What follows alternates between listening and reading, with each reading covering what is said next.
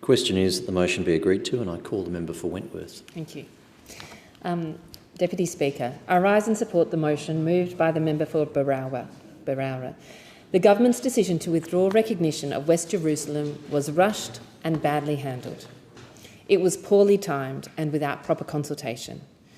It ignores the fact that West Jerusalem has never been contested in any peace negotiations, and it has undermined our ability to play a constructive role in supporting a peaceful two-state solution, which is so vital for the Israeli and Palestinian people.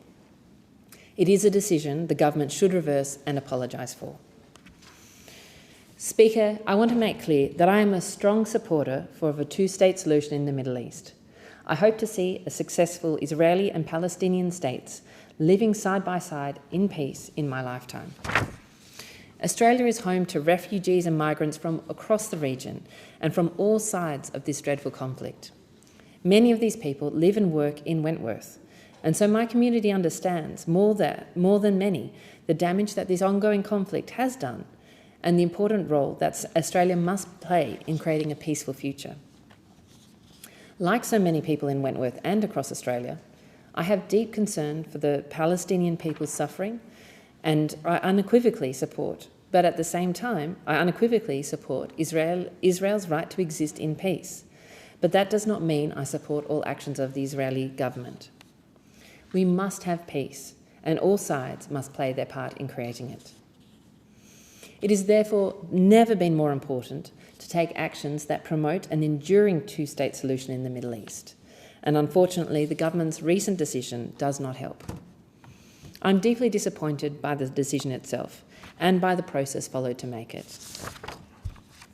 Speaker, Labor has acknowledged itself that this decision was badly handled. Jewish community representatives were informed by the government on Monday the 17th of November there would be no withdrawing recognition. The next day, the government did exactly the opposite.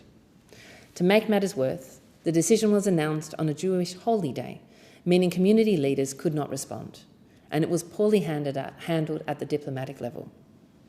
The government, of course, has the right to change policy, and I recognise that in opposition, Labor had expressed these views.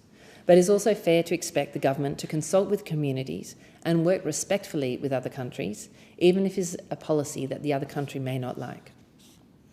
Sadly, this is not the first time that this issue has been poorly handled by the Australian government.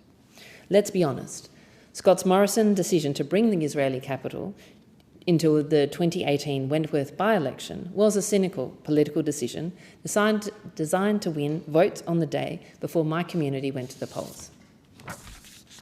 But whilst the former government's decision was cynically timed, I do believe it is right for Australia to recognise West Jerusalem as the capital of Israel. West Jerusalem has been part of Israel since 1948, when the country was established. It has never been contested in any peace negotiations. Its status has never been on the table. It has always been within the Green Line and is not part of the territories which Israel occupied in the 1967 war. There has never been a resolution at the UN calling on Israel to withdraw from West Jerusalem. It is not a contested space.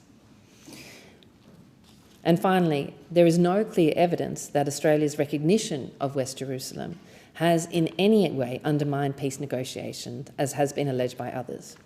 In fact, since 2018, when Australia took this action, 5 Arab states have officially normalised relationships with Israel.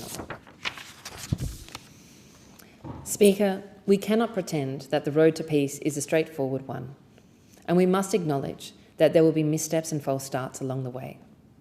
But the difficulty of the issues at hand does not exclude the blunder of the government that the government has made. We must and we can do better. The question is that the motion